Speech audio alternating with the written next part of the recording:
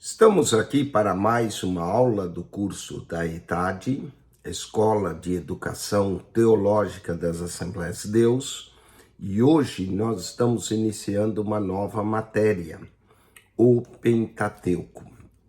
O Pentateuco é a base de toda a Bíblia. A palavra penta vem de 5, teuco, volumes. São os 5 primeiros volumes da Bíblia: Gênesis, Êxodo, Levítico, Números e Deuteronômio. Esses 5 primeiros livros são a base de toda a Bíblia e são atribuídos a Moisés. Nós devemos lembrar que Moisés escreveu pelo menos o livro de Gênesis, recordando, porque Moisés viveu no tempo do Êxodo, nasceu, o livro do Êxodo começa basicamente com o nascimento de Moisés. A chamada dele, Êxodo capítulo 3, no Monte Sinai, no meio quando a sarça queimava. Então, é a partir desse momento que, de fato, começa a história da Bíblia. Mas Moisés retrata, no livro de Gênesis, a história retroativa do seu povo, começando com Gênesis e nos escrevendo o início dos céus e da terra, toda a criação, a queda e até o dilúvio, e depois do dilúvio a Torre de Babel, que houve aquela confusão de línguas, e a chamada de Abraão. Aí, a partir desse momento, nós temos a história do povo. Portanto, Gênesis, que é o primeiro livro do Pentateuco, é o começo de todas as coisas. Em Gênesis, nós vamos ter o começo dos céus e da terra. Vamos ter também o começo da primeira família, o começo do pecado, o começo de todas as coisas. Olhando na introdução, Gênesis capítulo 1, verso 1 e 2, nós temos Deus que cria os céus e a terra. A Bíblia não tenta provar a existência de Deus, a Bíblia aceita Deus como fato. No princípio, criou Deus os céus e a terra. Vemos também, logo no verso 2, o Espírito de Deus presente. E no primeiro dia da semana da criação, ou recriação, como alguns costumam crer, seria o aparecimento da luz. Então, nós vamos ter ali a criação do homem, Gênesis 1 e 2, o Espírito de Deus presente na criação, a luz, que é o próprio Cristo, que é a luz do mundo, e vamos ter essa criação e o plano de Deus todo maravilhoso. A partir, então, do capítulo 3 de Gênesis, nós vamos ter a queda do homem. O homem é tentado, né? Primeira mulher foi aquela conversa com a serpente, comeu do fruto proibido e deu ao seu marido. Entra, então, o pecado. E logo com a entrada do pecado no mundo, nós já vemos um primeiro homicídio, não é? Caim matando Abel. Vamos ver o crescimento da geração que nós chamamos antediluviana e como essa geração se corrompeu no livro de Gênesis. E Deus, então, dá uma ordem a Noé: construa uma arca. Noé constrói a arca para a salvação dele e de sua família e dos animais também, que queriam serem, ou que Deus queria que fossem salvos. Então nós vamos ter o dilúvio. A história continua agora com a família de Noé e seus descendentes, mas eles deveriam se espalhar, encher a terra e ficaram juntos e decidiram construir uma torre, e houve então a confusão das línguas. Com a confusão das línguas surgem as nações, os povos, e Deus agora então chama Abraão. Nós podemos dizer e marcar o livro de Gênesis, do capítulo 1 a 11, por 4 eventos importantes: criação, queda, dilúvio e Torre de Babel. Depois disso, nós podemos ter 4 personagens importantes, do capítulo 12 ao 50. Abraão, Isaque, Jacó e José.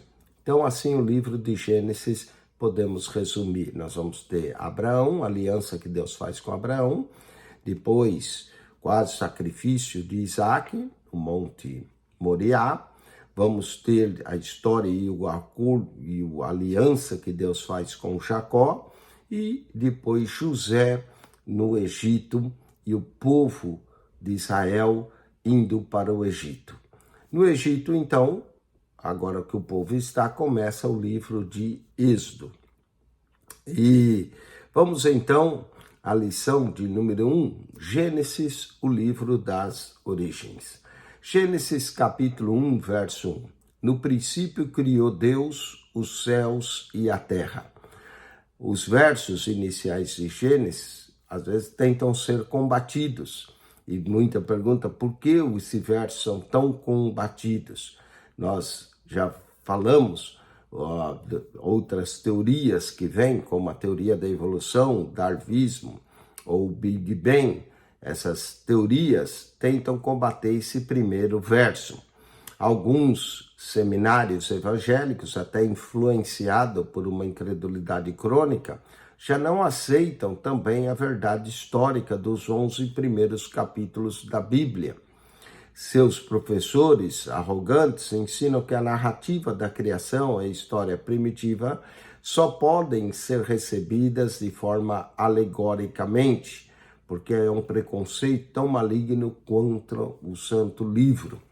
Embora a história da criação, não podemos dizer que ela é científica, mas jamais pode ser contraditada pela verdadeira ciência. Além do mais, é a resposta mais clara e confiável que possuímos acerca da origem da vida, como vier a existir quanto o universo. Vamos então estudar nessa lição e crer no Pentateuco, na história da criação, e crer que realmente o Criador de todas as coisas é o nosso Deus. Vamos ao esboço dessa lição.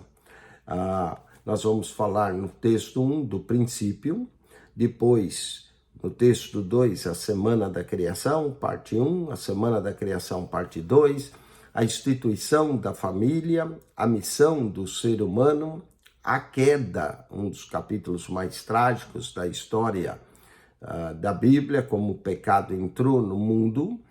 Vamos falar de Caim, sua linhagem, e vamos também falar de Sete e a sua linhagem piedosa. Também falaremos do dilúvio e, finalmente, a Torre de Babel. Esse marca a primeira parte do livro de Gênesis, capítulo 1 ao 11. Vamos então ao texto 1, no princípio. O que Deus fazia no princípio? Entre os versos 1 e 3 do primeiro capítulo de Gênesis, alguns dizem que há um intervalo indefinido, no qual Deus criou o tempo, o espaço, os céus, os anjos e, finalmente, a terra que estava sem forma e vazia. Vamos começar com o tempo. Embora a Bíblia não o diga, e não nos é permitido afirmar que a primeira coisa que Deus criou foi o tempo, isso porque a obra divina, embora concedida na eternidade, somente poderia ser consumada no âmbito temporal. Só o Criador é eterno e atemporal. A criação acha-se sujeita ao tempo, requerendo as intervenções e cuidados divinos. Salmo de número 104, verso 5. Outra coisa, o espaço. Podemos defini-la como tecido cósmico que Deus criou para que nele se localizassem os corpos celestes. Uma das leis da física diz que dois corpos não podem ocupar o mesmo espaço ao mesmo tempo. É por isso que você vê acidentes de carro, quando dois corpos tentam ocupar o mesmo espaço ao mesmo tempo. Portanto, o espaço também foi outra criação divina. E aqui nós temos, então, o tempo e o espaço criado. Os céus e os anjos. Os céus são morada de Deus. Também foram criados num contexto espaço-temporal, por uma razão bastante simples. Embora não pertençam à nossa admissão, são um lugar bem real, e para lá que as almas dos justos serão encaminhadas. após a criação dos céus, e no plural aqui, alguns dizem que é plural majestoso, e outros falam de vários céus. Paulo menciona que ele foi até o terceiro céu. Deus chamou à existência os seus anjos, através também do sopro da sua boca. Salmo 33, versículo de número 6. Podemos ler no livro dos Salmos 33, 6, o que está escrito, e eu vou abrir aqui a minha Bíblia no livro dos Salmos, capítulo 33, versículo de número 6, lemos assim: pela palavra do Senhor foram feitos os céus, e todo o exército dele pelo espírito da sua boca, ou seja, o sopro de Deus. Assim o Senhor infundiu neles também sua imagem e semelhança, nos próprios anjos. Também nos fala da terra informe. Deus formou a terra antes dos 6 dias da criação e pô-la exatamente naquela coordenada espacial onde se encontra até o dia de hoje, que é o nosso planeta Terra. Já delimitado pelo tempo e pelo espaço, ele ainda era vazio e não possuía uma forma atual. A Terra, porém, estava sem forma e vazia, e havia trevas sobre a face do abismo, e o Espírito de Deus pairava sobre as águas. A princípio, a terra era informe, vazia e escura. E essa é a condição do homem sem Deus, sem forma, vazio e nas trevas. Seria então modelada agora pelo Espírito, para que viesse a adquirir sua forma atual. A ordenação da terra. O Espírito Santo atua na criação. Nesse longínquo princípio, a terra era um todo, disforme, coberto pelas águas, que escondiam um grande abismo. Por essa razão, fazia-se necessária a presença do Espírito Santo, que, pairando sobre as águas, dava sustentação gravitacional ao nosso planeta, pois o Sol e a Lua e demais corpos do sistema solar ainda não haviam sido criados para manter-lhes a gravidade, embora naquele quadrante específico do espaço. Nós também temos as teorias extravagantes, embora não saibamos porque Deus criou inicialmente a Terra sem forma e vazia. Vamos evitar teorias extravagantes acerca de raças pré-adâmicas, etc. Onde a Bíblia não tem voz, nós também não precisamos ter ouvidos. Onde a Bíblia se cala, não precisamos nós ser a voz da Bíblia. Vamos aos exercícios do texto 1.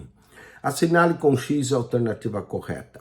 A luz primeva, ou a luz primária, mencionada em Gênesis 1, 3, provinha, letra C, do próprio Deus. Essa luz provinha do próprio Deus. Quanto à ordem da semana da criação, é certo que, vamos lá, a ordem, no terceiro dia separou as águas da porção seca, não é essa, o reino vegetal foi chamado à existência ao terceiro dia, os animais foram criados no dia quinto e sexto. Aqui nós podemos chamar, o reino realmente vegetal foi chamado à existência no terceiro dia.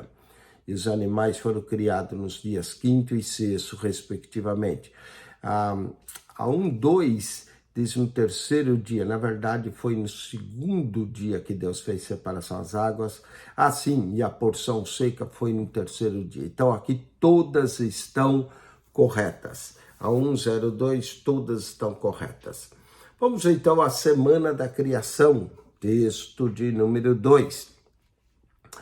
A criação, ou recriação, como alguns querem chamar, porque creem que as trevas veio no verso 2, como resultado da queda do mundo angelical. Então começa a reaparecer a luz e a semana da criação, ou recriação, como alguns gostam de chamar, deu-se exatamente como está escrito, com 24 horas, e deu-se em 6 dias. Nós chamamos essa semana, porque no sábado Deus descansou, a semana da criação. Alguns tentam dizer que foram milhares de anos cada dia, mas, de acordo com a Bíblia, quando menciona tarde e manhã, Yom, no hebraico, está se referindo a dias de 24 horas. Portanto, a criação da luz se deu logo no primeiro dia. Diz a Bíblia, e disse Deus que haja luz, e houve luz. A criação dessa luz no primeiro dia, diferente da luz do sol, que só aparece no quarto dia da criação, essa luz provinha do próprio Deus. Cristo, Jesus, em João 8,12, diz que ele é a luz do mundo. Portanto, essa luz vinha do próprio Deus. E essa luz era uma luz celestial. Não existe vida se não houver luz.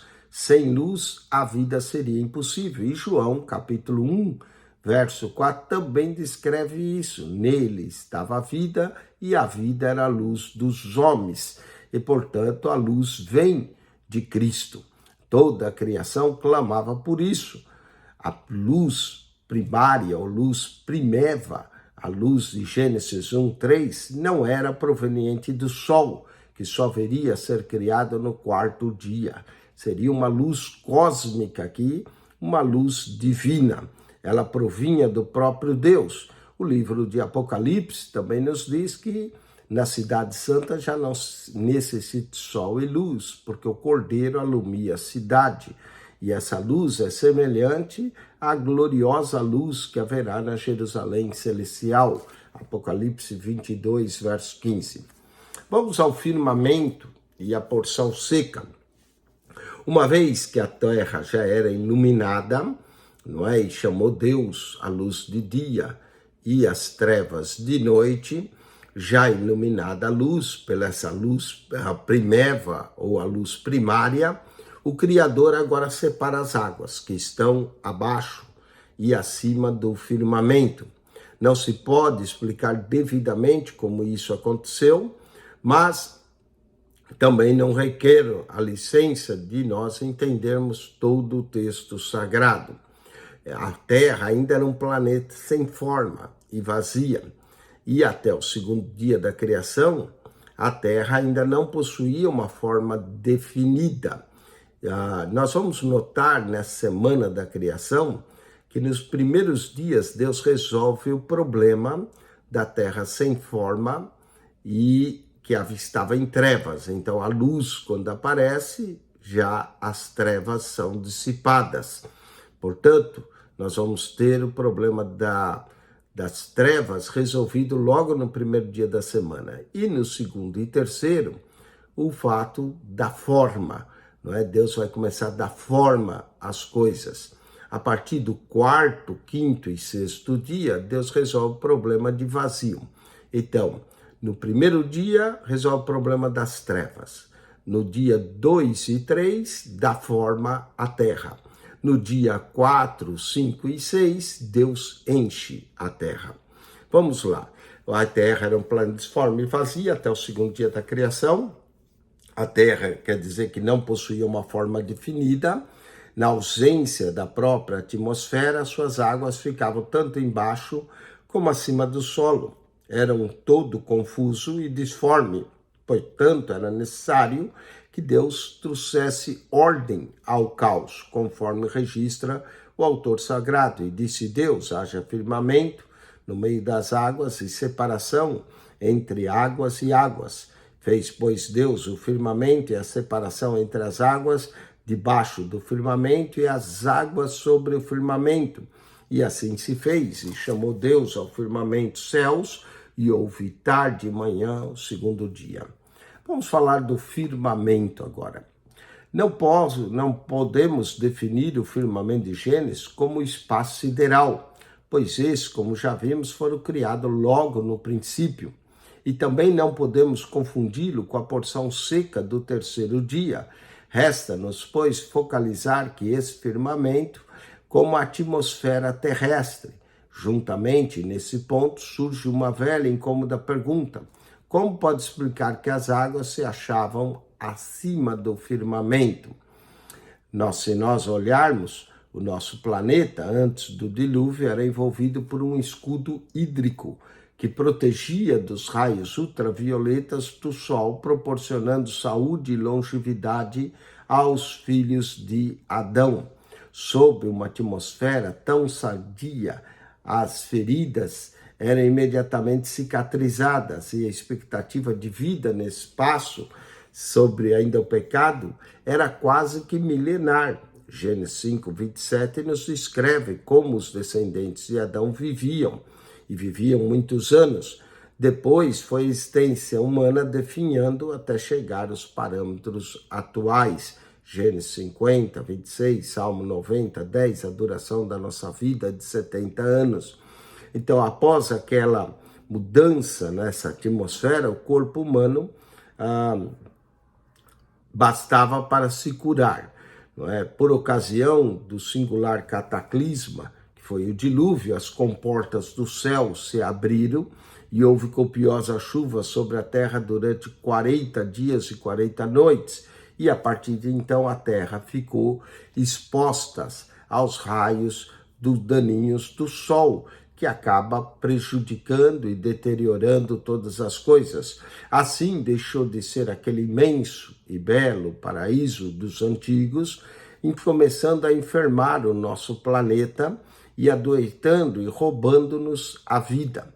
Quando, porém, o Senhor Jesus restabelecer o milênio, a terra será curada, mas a morte ainda reinará até a consumação final de todas as coisas. Vamos falar da porção seca. Não era a intenção do Senhor criar uma terra encharcada, com um imenso deserto. Trabalhando harmonicamente, a criação ideava um lugar com oceanos, mares e rios, e em cada um desses banhando continentes e ilhas. Por isso, no terceiro dia, o Senhor Deus fez a separação entre as águas e a porção seca, e fez aparecer simetricamente por todo o planeta. A atmosfera agora envolvia uma terra que não era mais sem forma, nem vazia. A essas alturas, o nosso planeta já era um globo bem definido, faltava apenas o aparecimento das placas continentais. Então ordena ao Senhor, ajunte-se as águas debaixo do céu, num só lugar, e apareça a porção seca. E assim fez a porção seca, e Deus chamou a terra e ao ajuntamento das águas mares, e viu Deus que isso era bom. Alguns acreditam que essa porção seca era toda unida, que era chamada de Pangeia, e que os continentes, do jeito que nós temos hoje, vieram a surgir após o dilúvio, que houve então a separação da Pangeia, formando os continentes. Vamos à criação do reino vegetal. O reino vegetal, para que os animais que só haveriam de ser criados no quinto e sexto dia pudessem alimentar, o Senhor, já no terceiro dia da criação, fez brotar as relvas, as ervas, as árvores. Em sua obra, Deus mostrou que tudo que ele fazia era perfeito. Seu cronograma foi rigorosamente cumprido. Salmo de número 86, versículo de número 8. Lemos o seguinte, no Salmo 86, verso 8. Está escrito: entre os deuses não há semelhante a ti, Senhor, nem há obras como as tuas. As possibilidades do reino vegetal. Se Deus criou o reino vegetal antes do sol, como foi possível a fotossíntese? Essa é outra pergunta. Não nos esquecemos que a luz do primeiro dia estava atuando na terra. Inexistente, pois, a contradição entre a palavra de Deus e a verdadeira ciência. Finalmente chegamos ao dia 4, a criação do sistema solar. A criação do Sol, da Lua e das estrelas no quarto dia que Deus criou, Sol, Lua e estrela, até esse momento, a Terra descrevia apenas um movimento à rotação. Quando o planeta gira em torno de si mesmo, a partir da criação do sistema solar, o mundo agora passa a descrever um segundo movimento, um movimento de translação, onde a Terra começa a virar em torno do Sol. Quando o mundo volteia em torno do Sol, começa então o período de anos. Inclusive, diz que os anos foram dados a partir do quarto dia. A partir de então, o tempo agora seria dividido não apenas em dia e noite, como acontecia até o terceiro dia, mas agora começa a aparecer semanas, meses, estações e anos, de acordo com Gênesis 1:14. Deus criou o sistema solar para funcionar perfeitamente. Deu-lhe leis físicas para que não pudessem falhar. Isaías capítulo 40, verso de número 26, lemos o seguinte: levantai os olhos e vede quem criou essas coisas, quem produz por conta o seu exército, quem a todos chama pelo seu nome, por causa da grandeza das suas forças e pela fortaleza do seu poder, nenhuma faltará. A criação também agora do reino animal. Após criar o sol, a lua, as estrelas para tempos e estações, conforme vimos, Deus agora cria o reino animal. No quinto dia da criação, a terra já estava devidamente preparada para colher, nutrir e preservar a vida. Assim Deus chama a existência o reino animal, os peixes e as aves. No quinto dia, os peixes enchem os mares. Aqui nós estamos resolvendo o problema da vacuidade que havia da terra. Então, no quinto dia, os peixes enchem os mares, as aves ocupam os céus. Gênesis 1, 20 a 22. Cada um segundo a sua espécie, nenhuma espécie evoluiu da outra. No ambiente natural, Deus criou as espécies. Em tudo que Deus faz, Deus é perfeito. Ele fez desde os peixinhos que encaramos no aquário, também as enormes baleias. Quanto às aves, Deus criou desde o roxinol até a soberba águia. Há uma cadeia ininterrupta de pássaros que somente um Deus, como o nosso, podia criar tão perfeitamente tudo que existe. Deus também cria os animais selvagens e domésticos. No dia seguinte vieram os animais domésticos e selvagens. Na obra divina, não há espaço à teoria de Charles Darwin, a evolução das espécies. Observamos que a cadeia que existe entre os felinos, do gato diminuto ao leão orgulhoso, é uma cadeia impressionante de vida. Nenhuma espécie necessita da outra para evoluir, pois todas já foram chamadas à vida exatamente como as vemos hoje. Vamos aos exercícios. Marque C para certo e E para errado. A criação deu-se exatamente como está escrito em Gênesis 1, com dias e 24 horas, certo? A luz de Gênesis 1:3 não era proveniente do sol, que só viria a ser criado no quarto dia. Ela provinha do próprio Deus. Luz semelhante, porém mais gloriosa, haverá na Jerusalém celestial. Apocalipse 22, verso 5, certo? Quinto, até o segundo dia da criação, a terra ainda não possuía uma forma definida. Era de todo confuso e disforme. Era necessário, pois, que o Senhor ordenasse o caos. Exatamente, certo? 1:5. No quinto dia da criação, a terra já estava devidamente preparada para colher, nutrir e preservar a vida. Assim Deus chama a existência o reino animal, certo? Vamos agora à Semana da Criação, parte 2. A criação do ser humano. Deus não criou o ser humano por mero acaso, um capricho, porque não tinha nada para fazer. Deus tudo que faz com propósito. Fomos chamados à existência como resultado de um desígnio, também de um santíssimo decreto. Vemos aqui a Trindade. Alguns veem a Trindade, o Pai, o Filho e o Espírito Santo, pois o plural aqui, façamos o homem à nossa imagem, conforme a nossa semelhança, e domine sobre os peixes do mar, e sobre as aves do céu, e sobre o gado, e sobre toda a terra, e todo réptil que se move sobre a terra. Portanto, está aqui o propósito da criação do ser humano. Ao contrário da teoria da evolução ou do evolucionismo, que vê um homem como um fenômeno biológico, o criacionismo bíblico mostra como a concretização da vontade de um Deus amoroso, sábio e justo e que faz tudo com um propósito. Há um defensor do criacionismo do estado de Tennessee que diz a Bíblia, a resposta está em Gênesis, não é? Inclusive é o responsável pela criação da réplica da arca, que ali mostra muita coisa da criação, e também tem o Museu da Criação, que você deveria um dia visitar. A resposta está em Gênesis. Vamos à criação do homem. A matéria-prima do homem. Por que o pó da terra? O homem foi criado do pó da terra.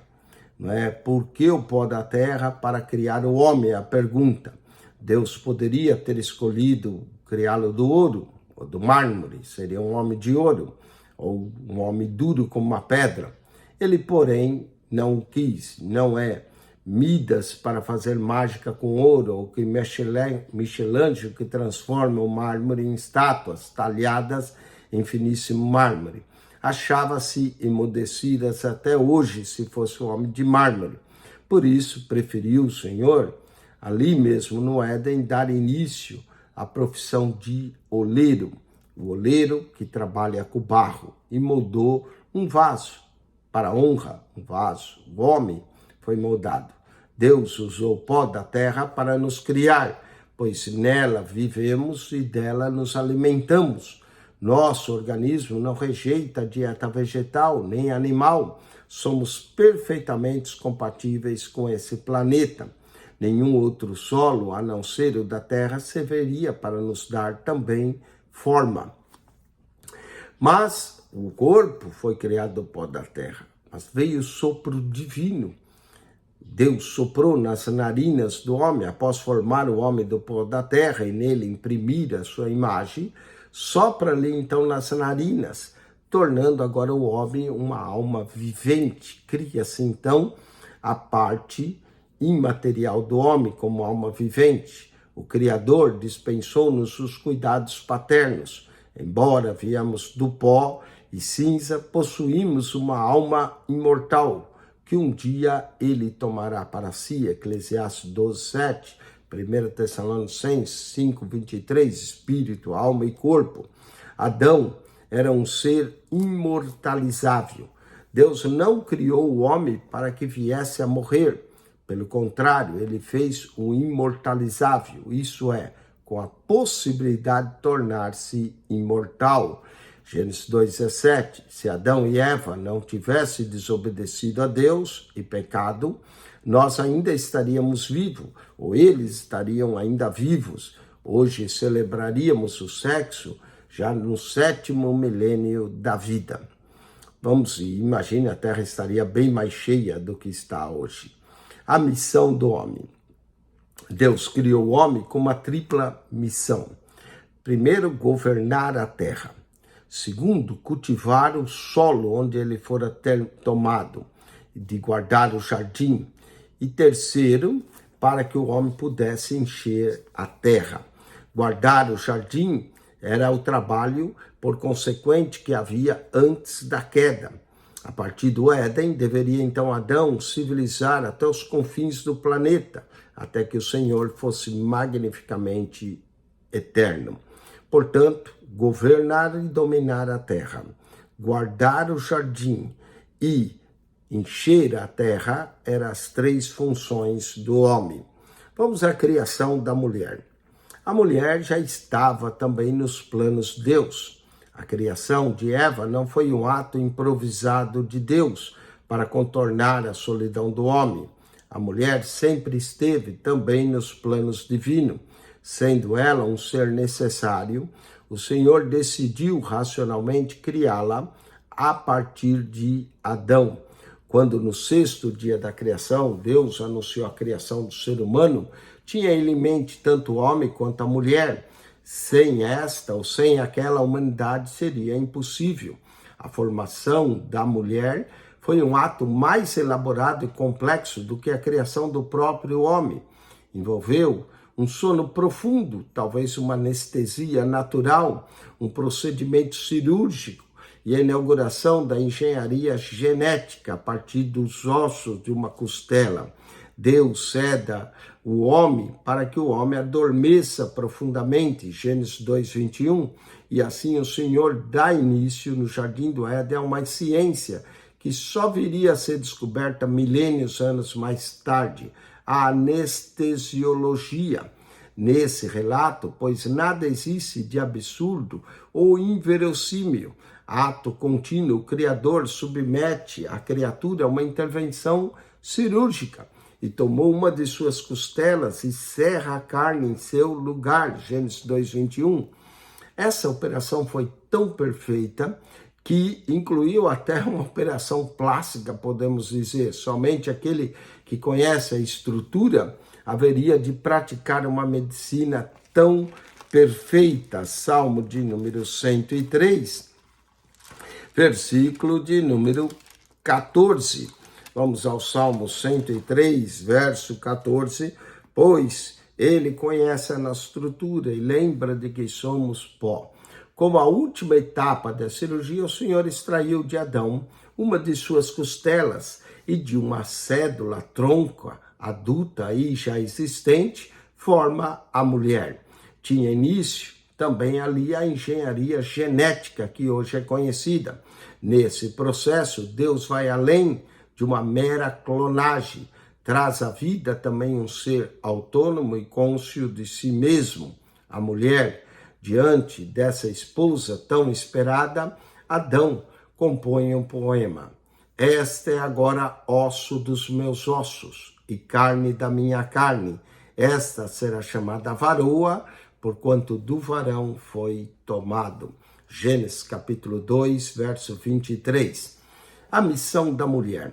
Concluímos o texto sagrado que Deus não criou a mulher para ser um mero entretenimento ao homem. Antes criou ela também com uma nobre missão de auxiliar, de complementar o homem. Juntos, Adão e Eva formariam a humanidade. Separados, tende a desaparecer. Por esse motivo, a missão da mulher cristã seria de uma esposa virtuosa, a mulher virtuosa de Provérbios, que deve ser cumprido de acordo com a palavra de Deus e sempre com o auxílio do Senhor. A mulher seria então a obra-prima da criação de Deus, ou seja, aquilo que vem completar. Adão chamou ela de a mãe de todos os viventes, e daí a função da mulher, a função de gerar, de produzir, de ser mãe dos viventes. Marque-se para certo e para errado. Deus não criou o ser humano por mero acaso ou capricho, foram chamados à existência como resultado de um desígnio da Santíssima Trindade, certo? Deus criou o homem com uma tripla missão: governar a terra, cultivar o solo e especificamente guardar o jardim que plantara no Éden, certo? A criação de Eva não foi um ato improvisado de Deus para contornar a solidão do homem. A mulher sempre esteve nos planos divinos, certo? Deus não criou a mulher para ser um mero entretenimento ao homem.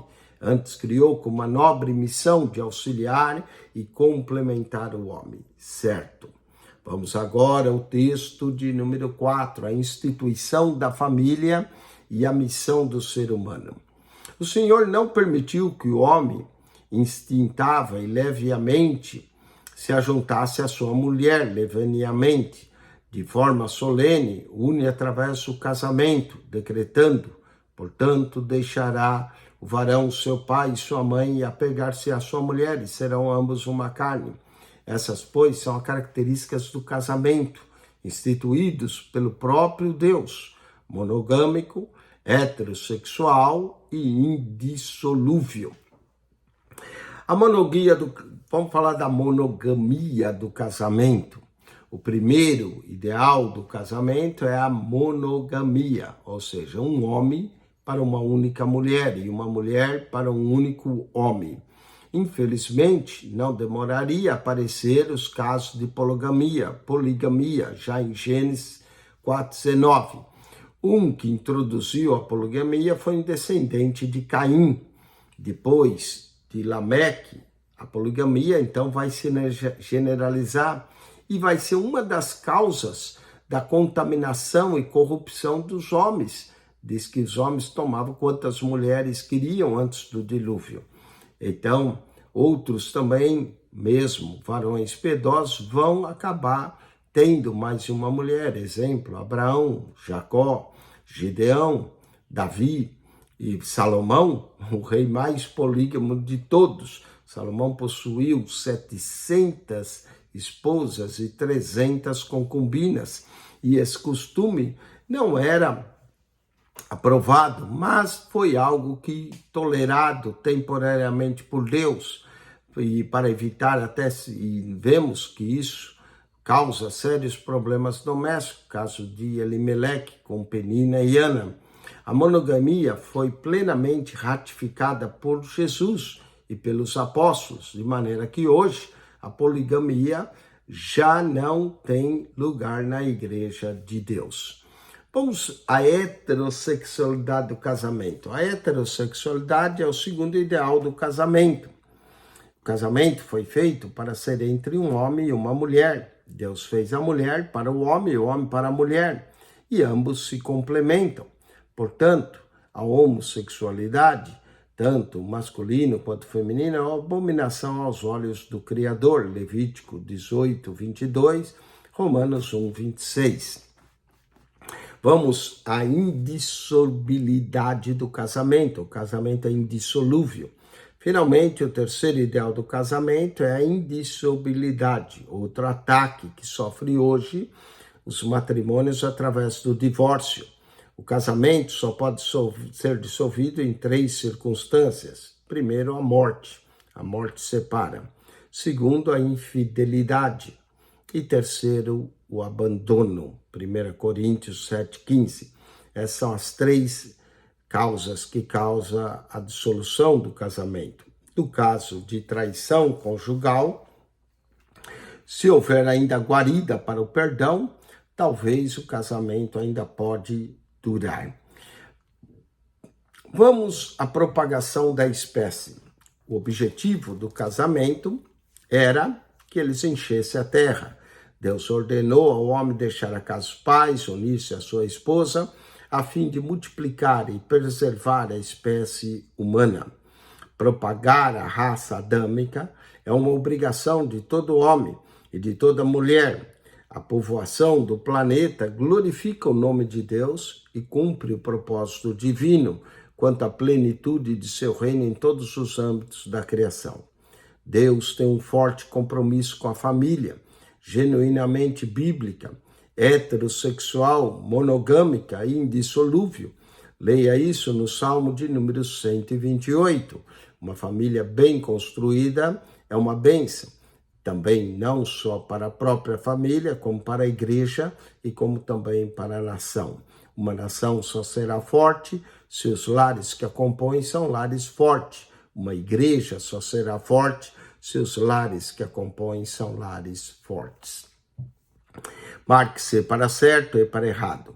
O ideal do casamento é a monogamia. Um homem para uma única mulher e uma mulher para um único homem. Certo.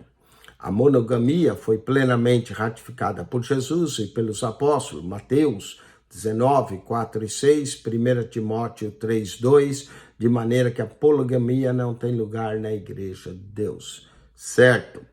O casamento só pode ser dissolvido em 3 circunstâncias. A morte, Romanos 7, 2, 3, a infidelidade, Mateus 19, 9, e o abandono, 1 Coríntios 7, 15. Certo. Texto de número 5, a queda, Gênesis 3. Eis o capítulo mais trágico da história, a queda do ser humano, a entrada do pecado no mundo. A narrativa do pecado de Adão e Eva, longe de ser uma parábola, foi um evento real, cuja literalidade não pode ser questionada. pois acha-se referendo em toda a Bíblia. O livro de Gênesis não é uma coleção de parábolas mitológicas, como alguns creem, mas é um relato histórico confiável, 2 Coríntios, capítulo 11, verso 3, e Romanos, capítulo 15, verso de número 4. Vamos ler 2 Coríntios 11, verso de número 3. Vejamos o que Paulo escreve aqui. Ele diz: mas temos que, assim como a serpente enganou a Eva com a sua astúcia, assim sejam de alguma sorte corrompidos os vossos sentidos e se a parte da simplicidade que há em Cristo. Vamos para Romanos, capítulo 15, verso de número 4. Romanos 15, 4 diz: porque tudo que dantes foi escrito, para nosso ensino foi escrito, para que pela paciência e consolação das Escrituras tenhamos esperança. Portanto, em sua inquestionável soberania, Deus criou Adão e Eva, livres, facultando o direito de obedecê-lo ou não. Todavia, a ordem do Senhor concernente à árvore da ciência do bem e do mal era bastante clara. Se eles optassem para ignorar, teriam de arcar com a consequência, como arcaram de seus atos, a morte. A primeira morte foi a morte espiritual, seguida mais tarde da morte física. Entre o livre-arbítrio e a soberania divina, encontra-se a nossa responsabilidade. Jeremias 35:13. Não resta dúvida que Deus faculta-nos o direito de obedecer ou não os seus mandamentos. Deuteronômio 11:13. Todavia, ele nos chamará um dia a prestar contas. Eclesiastes 11:9 e Eclesiastes 12:14. A consequência da queda, devido à desobediência, à rebelião do homem contra o Senhor, a raça humana teve de arcar com os pesados encargos. Primeiro, a consciência do pecado.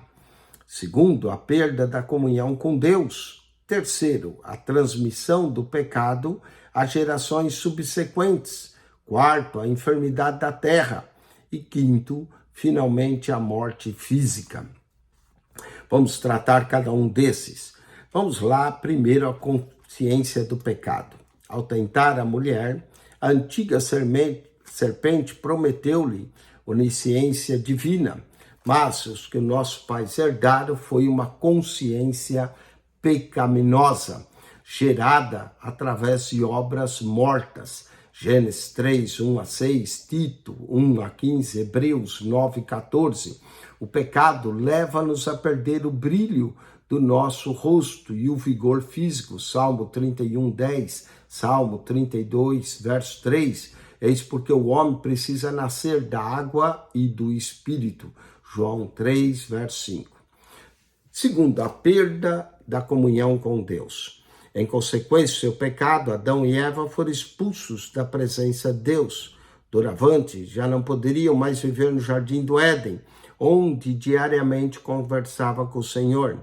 Mas apesar de haverem ofendido a Deus, continuaram a ser alvo do seu imenso e eterno e infinito amor. João 3,16. Desde a queda, o ser humano, para reatar a comunhão com Deus, tem que se aproximar dele pela fé. Hebreus 11, verso 6. Nesse retorno não estamos só. Jesus é o nosso medianeiro eficaz. Romanos 5:1. Ele é o verdadeiro Deus e o verdadeiro homem. 1 Timóteo 2:5. A transmissão do pecado à espécie humana. Sendo Adão o pai de toda a raça humana, seu pecado acabou por alcançar todos os homens. O pecado passou a todos, Romanos 3:23, Romanos 5:12. Aquilo que chamamos de pecado original contaminou universalmente a humanidade, até mesmo o recém-nascido traz consigo a semente, Salmo 51, verso 5.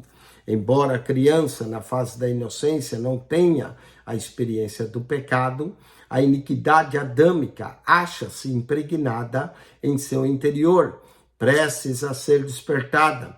Somente em Cristo podemos vencer tanto o pecado original como o pecado experimental. 1 João 1,7. Vamos à enfermidade da terra. Até a própria terra adoeceu. Expulso do Éden, teria Adão trabalhar com redobrado esforço a fim de prover seu sustento cotidiano. Gênesis 3,17. Desde então, o nosso planeta vem sofrendo fomes, tremores de terra, inundações, furacões e tantas outras catástrofes que vêm. Mateus 24, verso 7. Em sua epístola aos Romanos, o apóstolo Paulo descreve a terra como que gemendo por causa das expectativas quanto às últimas coisas. Romanos 8, 22. Mas quanto ao reino de Deus manifestar, logo após a grande tribulação, o planeta será curado de todas as suas enfermidades. Isaías capítulo 35. A morte física. O homem não foi criado para experimentar a morte física. Tanto é que é algo dolorido quando perdemos alguém.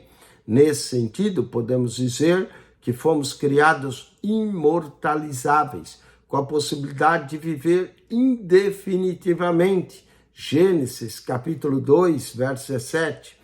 Se Adão e Eva não houvessem pecado, estariam conosco até hoje. Vamos à morte, a mais triste consequência do pecado. Romanos 6:3 diz que o salário do pecado é a morte. Todavia, a pior morte que alguém pode experimentar é a separação eterna de Deus, que é chamada na Bíblia de segunda morte. Apocalipse 2:11, Apocalipse 20, verso 6, Apocalipse também 20, verso de número 14. Quanto a nós, os que já recebemos Jesus como nosso Senhor e Salvador, a morte já não tem mais efeito sobre nós, ainda que vamos provar a morte física, mas temos a promessa da vida eterna em Cristo, porque Jesus é a ressurreição e a vida. João 11, verso de número 25. Vamos aos exercícios. Marque-se para certo e para errado. O pecado leva-nos a perder o brilho do rosto e o vigor físico. Salmo 31:10, Salmo 32, verso 3. Eis porque o homem precisa nascer da água e do Espírito. João 3:5. Certo. 1:15. A pior morte que alguém pode experimentar é a separação eterna de Deus, que é chamada a segunda morte. Apocalipse 2:11, Apocalipse 20, verso 6 e Apocalipse 20, verso 14. Certo. 1:16. O homem não foi criado para experimentar a morte física. Certo. Em consequência do seu pecado, Adão e Eva foram expulsos da presença de Deus. Gênesis 3, 23 e 24. Certo também. Vamos ao texto de número 6, de Caim, a linhagem piedosa de Sete. O nascimento de Caim foi acolhido por ações e graças a Deus. Ao contemplar o filho, Eva exclama: alcancei do Senhor um varão. Gênesis 4:1. É bem provável que a mulher haja suposto ter dado à luz a semente que fora anunciada pelo Senhor, que pisaria a cabeça da serpente. Após a queda, dele também nasceu Abel.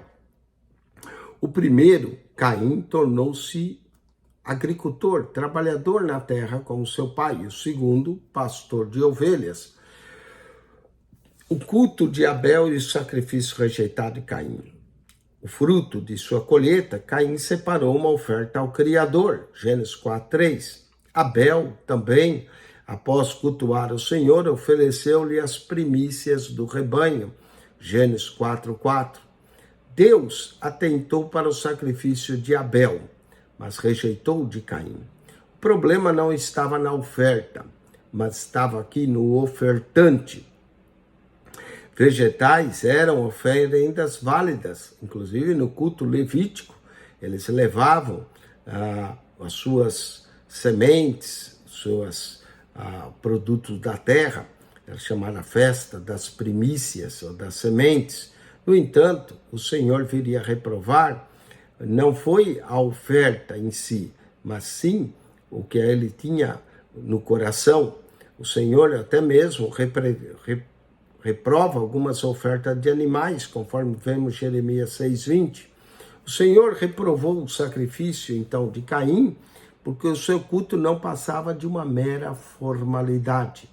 Como se não bastasse apresentar a Deus com alma tomada pelo ódio, indaga-lhe o Senhor, por que tirasses e por que decaiu o teu semblante?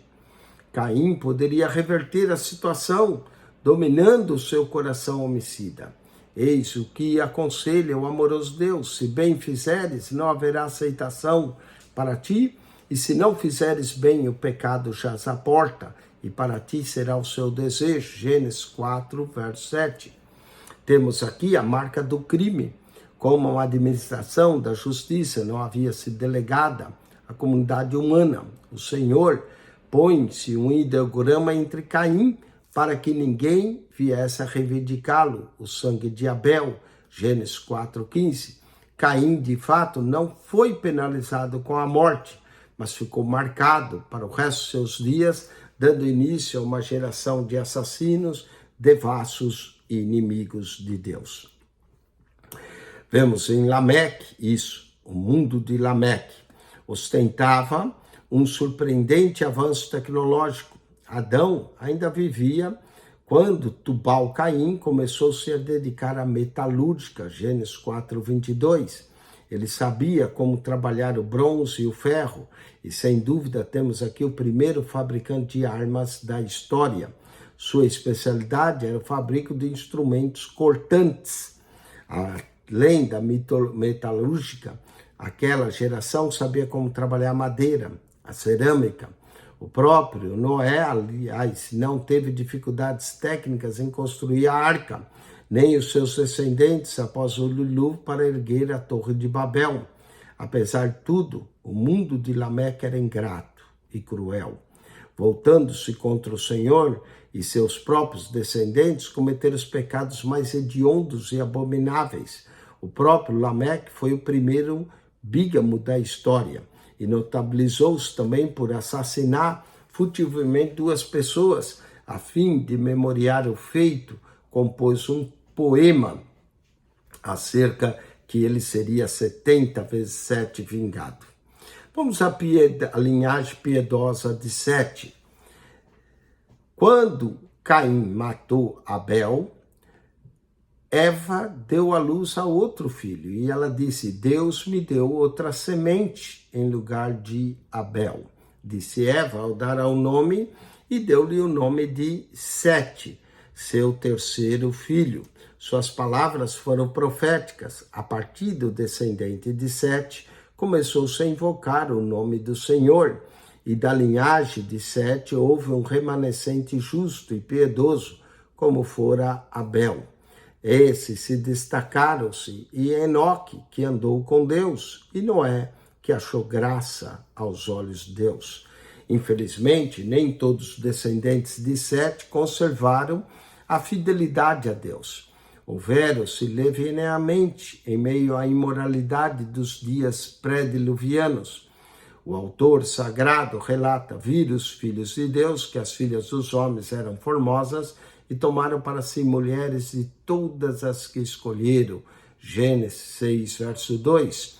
Os filhos de Deus aqui são claramente os descendentes piedosos de Sete, que se casaram com mulheres ímpias da linhagem de Caim, chamadas ali de filhas de homens.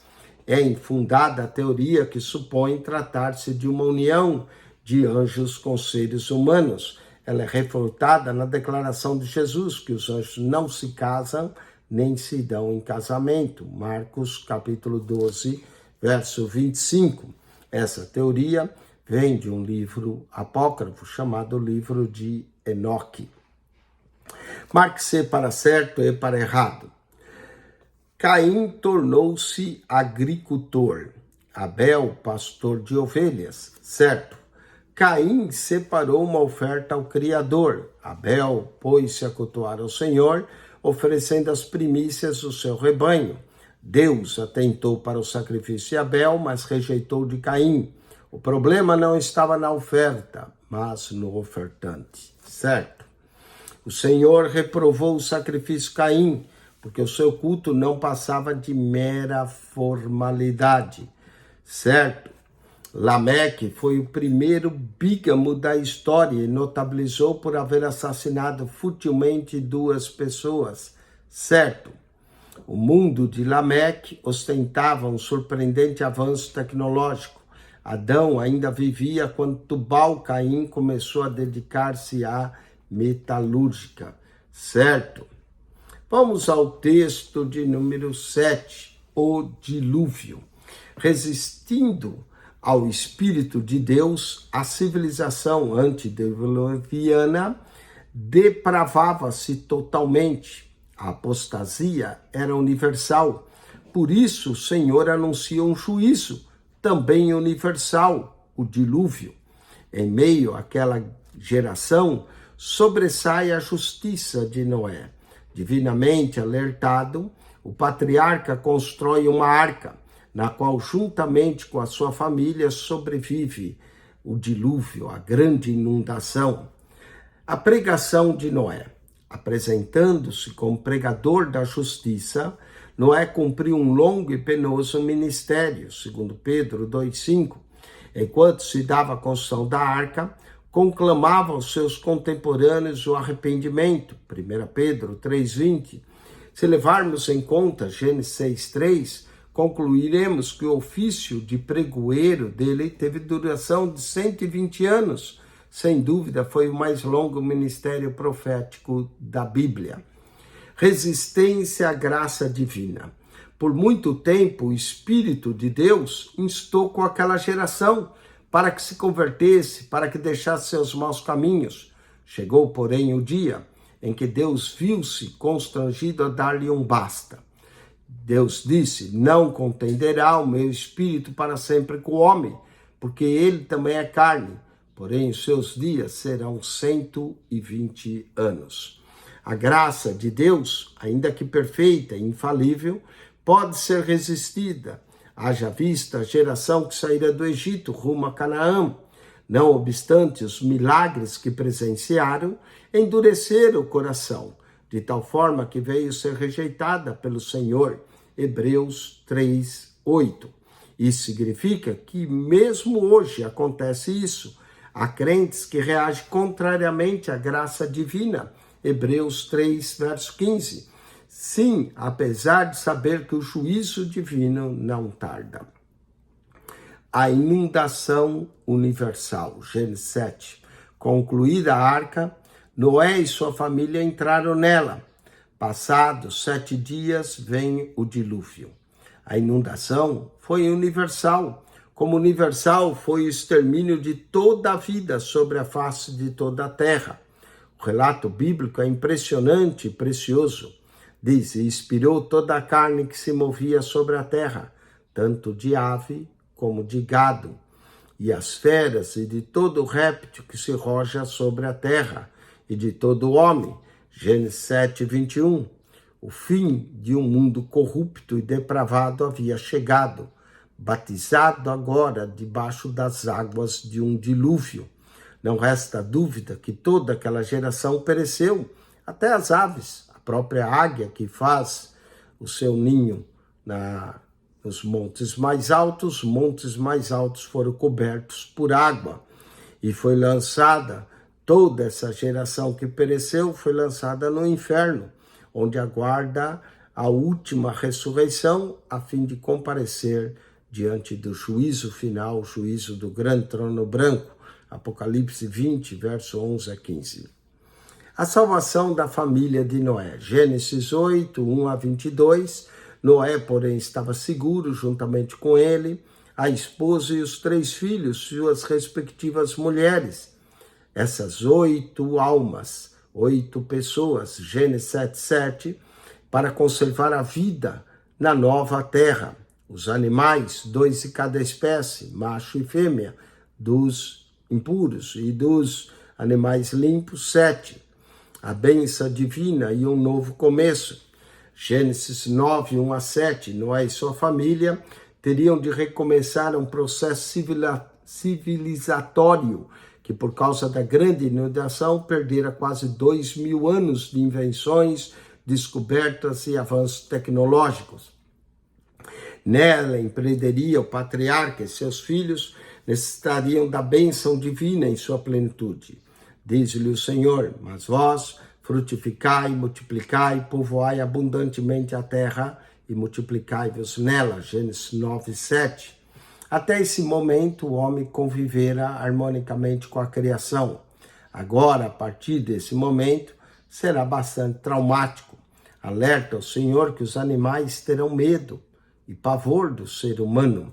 A natureza, Gênesis 9, 2, a natureza, pois deveria ser domada às duras penas, a fim de habitar os filhos de Noé, se fizesse sustentável.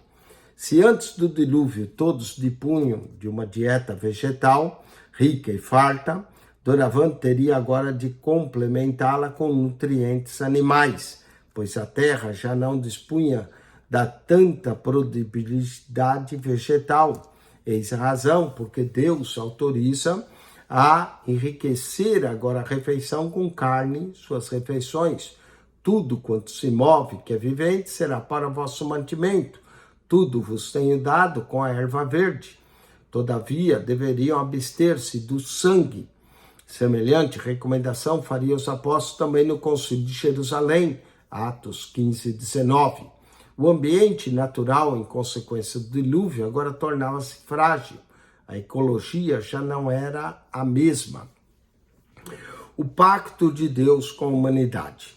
Em sua misericórdia, o Senhor afiança-lhes: eis que convosco estabelecerei o meu concerto, que não será destruída toda a carne pelas águas do dilúvio, e que não haverá mais dilúvio para destruir a terra.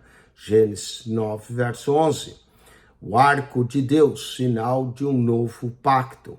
A fim de que a humanidade não viesse a cair em profunda depressão, a cada vez que chovesse, o Senhor resolve tornar bem visível o seu pacto. O meu arco tenho posto na nuvem. Esse será por sinal do concerto entre mim e a terra. E acontecerá que quando eu trouxer nuvens sobre a terra, aparecerá o arco nas nuvens. Gênesis 9, versos 13 a 14.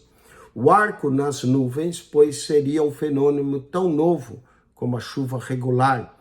Vendo cada chuvarada, os descendentes de Noé poderiam repousar nos cuidados divinos. O início do governo humano. Essa nova civilização estava prestes a começar, mas para que alcançasse plenamente seus objetivos, era imperioso que formasse o império das leis. Por esse motivo, Deus instituiu o governo humano.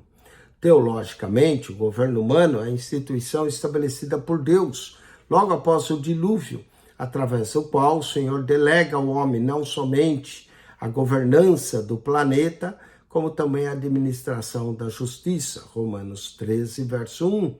Essa instituição, sem a qual a civilização humana seria impossível, pode ser sumarizada nessa única sentença divina: quem derramar o sangue do homem, pelo homem seu sangue será derramado, porque Deus fez o homem conforme a sua imagem. Gênesis 9, 6. Vamos aos descendentes de Noé, Gênesis 10. O capítulo 10 de Gênesis relata e registra as gerações dos filhos de Noé, Sem, Cã e Jafé, mostrando que todos os povos e nações descendem dele. De Sem veio-nos o Cristo, o nosso Salvador, os semitas, do qual originou Abraão e sua semente.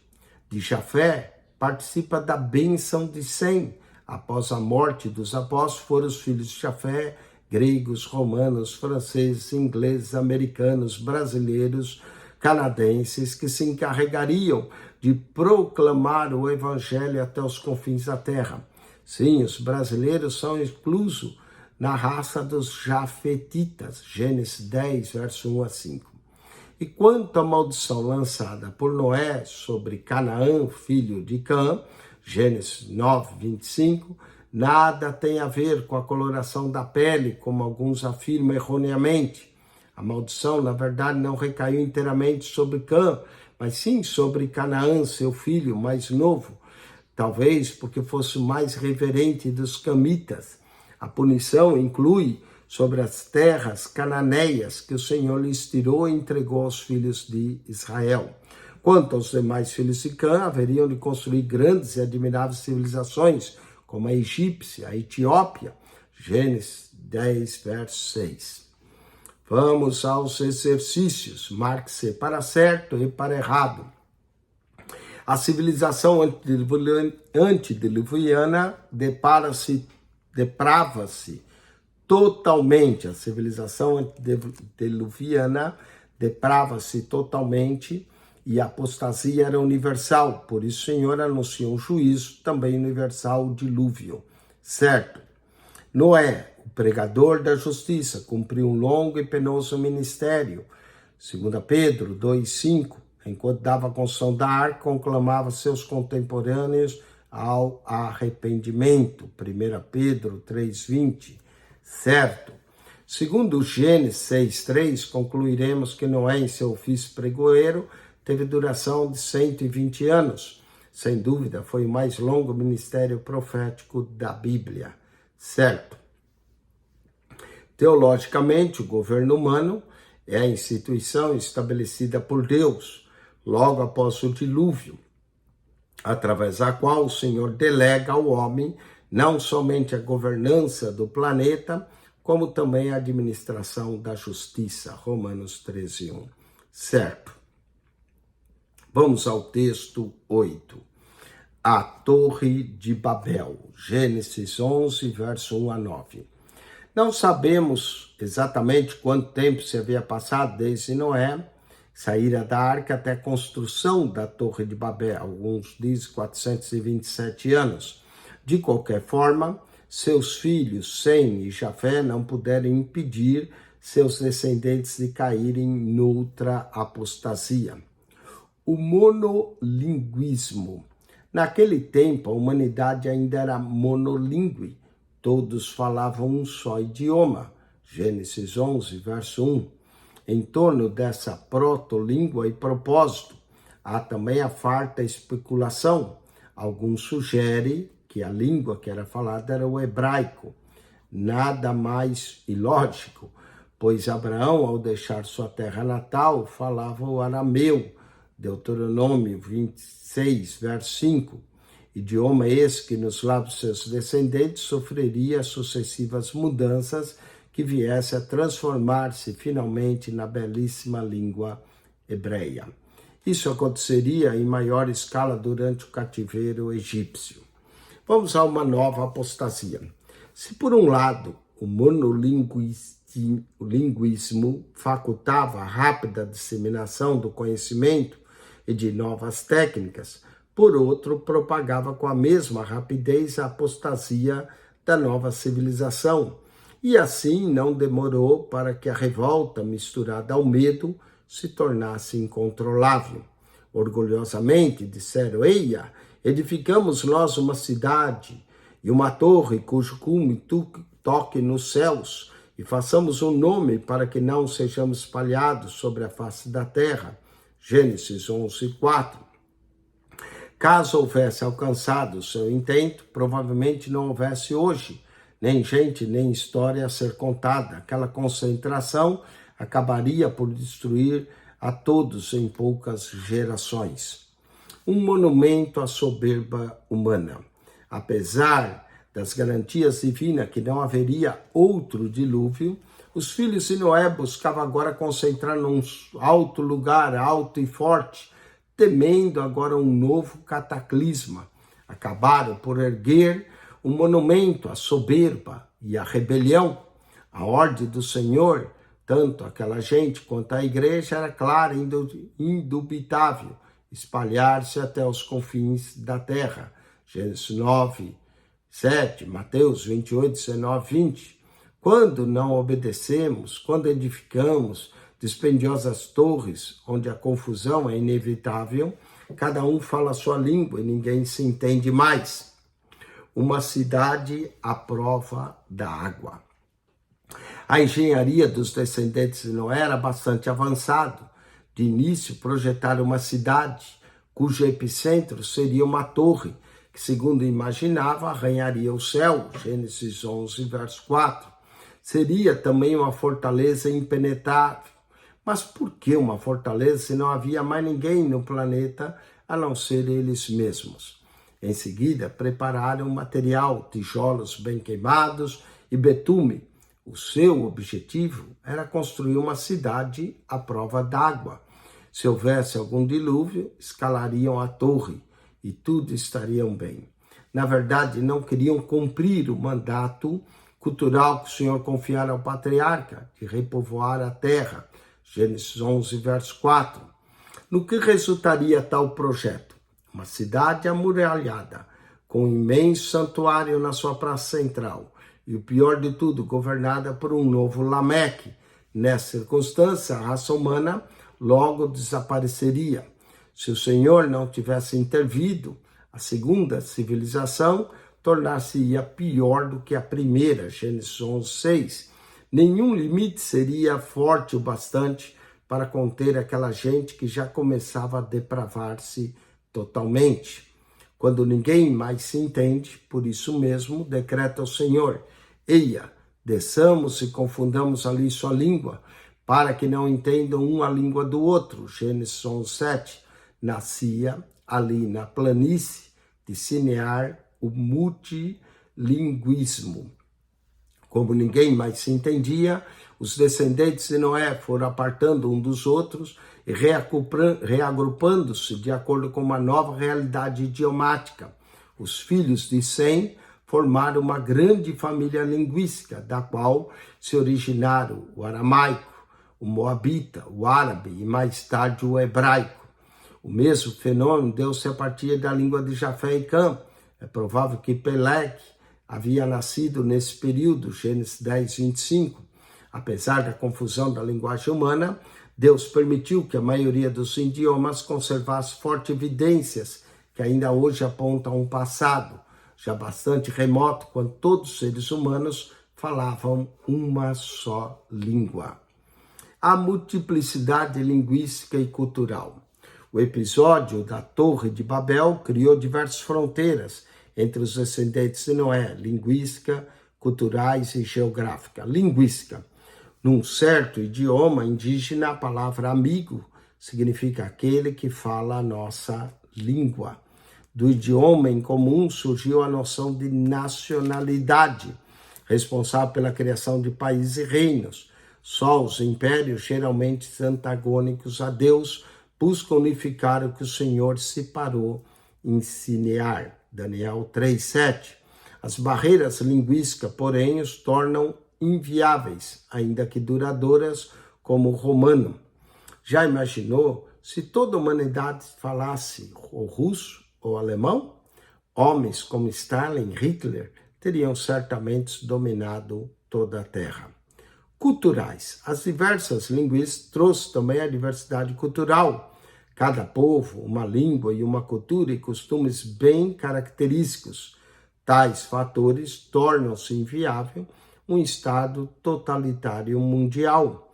O governo do anticristo, aliás, reinará absolutamente por apenas 42 meses, Apocalipse 13, verso 5, e logo após será destruído. Geográficas. Assim, acrescente-se essa dificuldade às fronteiras naturais, rios, mares, montanhas, vales, etc. Cada povo em seu território, Deus sabe o que faz. Tal barreira, porém, não impede a proclamação do Evangelho, pois no Pentecostes todos foram cheios do Espírito Santo e começaram a falar em outras línguas conforme o Espírito Santo lhes concediam que falasse. Apocalipse 2, 4. A palavra Deus atualmente encontra-se em quase todas as línguas. O que parecia maldição fez-se bênção para todos os povos. Vamos aos exercícios. Marque-se para certo e para errado. A engenharia dos descendentes não era bastante avançada. De início, projetaram uma cidade cujo epicentro seria uma torre, que, segundo imaginava, arranharia o céu. Gênesis 11, verso 4. Certo. Se o Senhor não tivesse intervido em Babel, a segunda civilização tornar-se-ia pior do que a primeira, Gênesis 11:6. Nenhum limite seria forte o bastante para conter aquela gente que já começava a depravar-se totalmente, certo? Vamos à revisão da lição.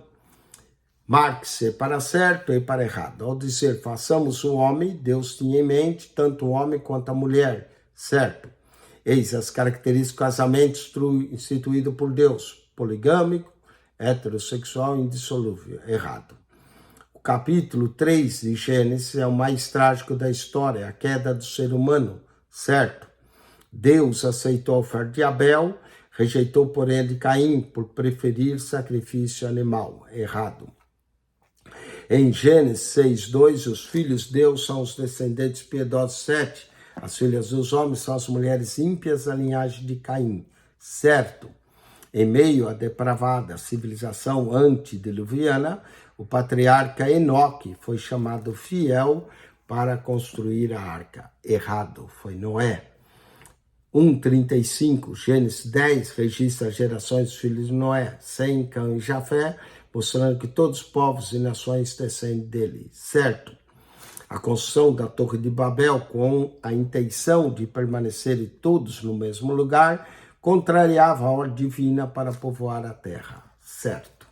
Com isso, nós concluímos a lição 1 do Pentateuco, cobrimos Gênesis capítulo 1 ao 11 e vamos ter um pequeno intervalo e depois voltamos para a lição de número 2, onde vamos continuar o livro de Gênesis. Amém? Aqui é uma visão panorâmica, claro que você pode se aprofundar mais e como aluno você deve estudar e meditar profundamente no livro de Gênesis. Deus te abençoe ricamente em Cristo Jesus. Tire um intervalo de 10, 15 minutos e voltamos para a aula de número 2 do Pentateuco do curso da ETAD. Deus abençoe. Amém e amém.